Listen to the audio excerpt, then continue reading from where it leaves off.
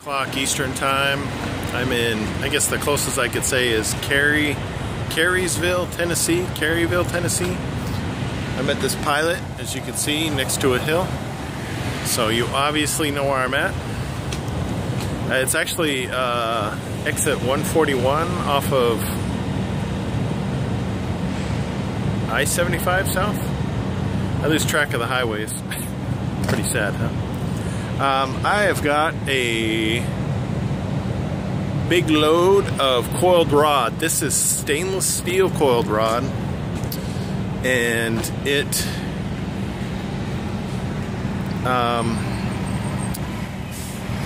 I picked it up at one of my favorite places that I can't film at, and it is required to be tarped. Like I said, it's stainless. From what I understand, from the way it looks, it's stainless steel coiled rod.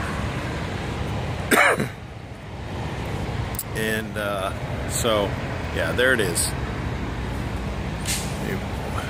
Hey, see, there's a is there two pilots here?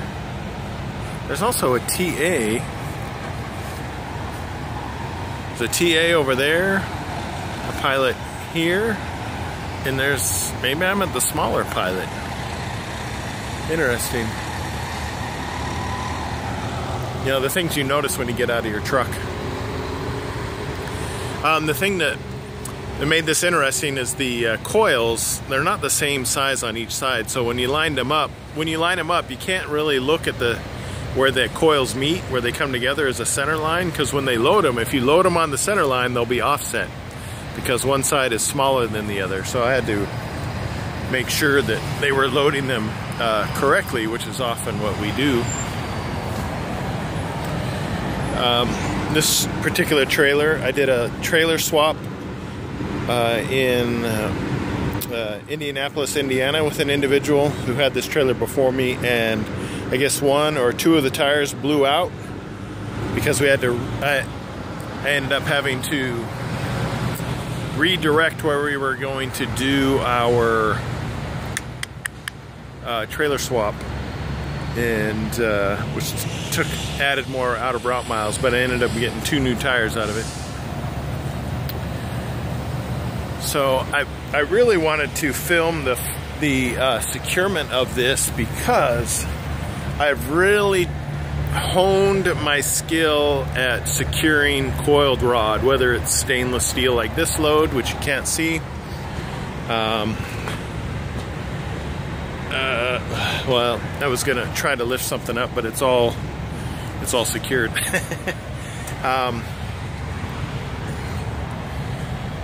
I've got this system that when you go through Maverick training and orientation, they show you a method to secure this, and it involves what I call a slower process, which at the time I didn't know. It's a good process, it works, but I've actually figured out how to do this very quickly and efficiently and safely, whereas before I was kind of slow.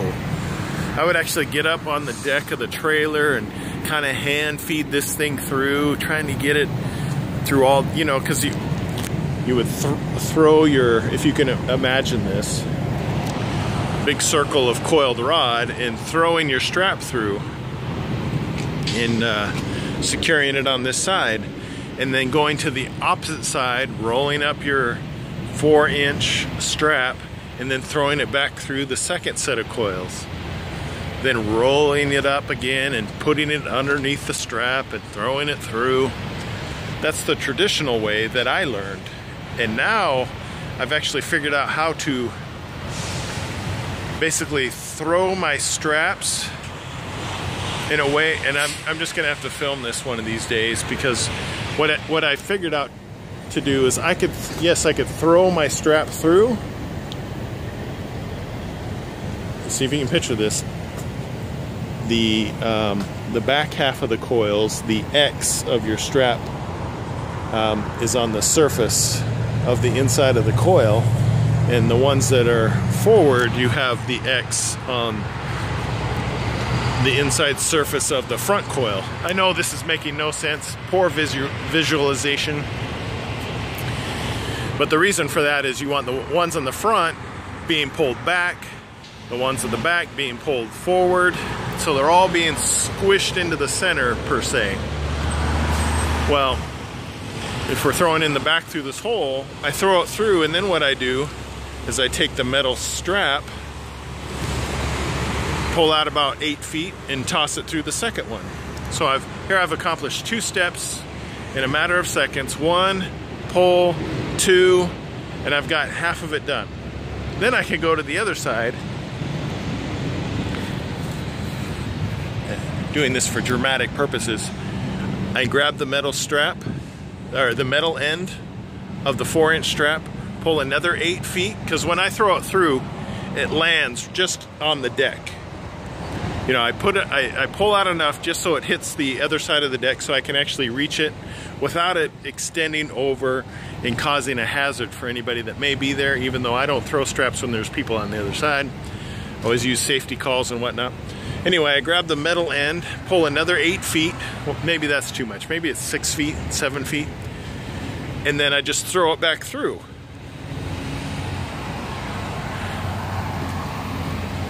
Then I connect it and I'm done. So instead of throwing the roll through, the 4-inch strap through, you know, connecting it here, making sure, securing it so it doesn't come off, and then going through to the other side, rolling it up, throwing it through, rolling it up, putting it underneath the strap and throwing it through. I figured out how to basically do that in kind of reverse.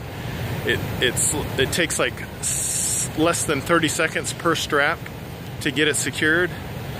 It's safe, it's efficient, and it's secured. The strap is wrapped around all this product in the proper manner. That is to say, the loose end of the strap, or I guess I could say the metal end of the strap, is on top.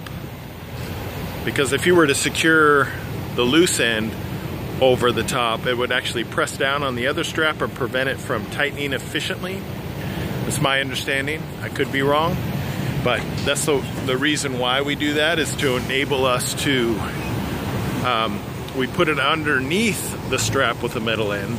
So when you're tightening it down, it's pulled underneath it, allowing you to tension the entire strap without holding the other one in place.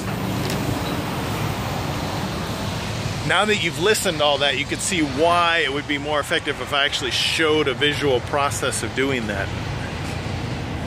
And one of these times when I go to a location that does not forbid cameras, which is getting harder and harder these days, if I can find a place that, because there's a couple places I pick up coiled rod at, I will definitely film that process, because, man, this saves me a good chunk of time.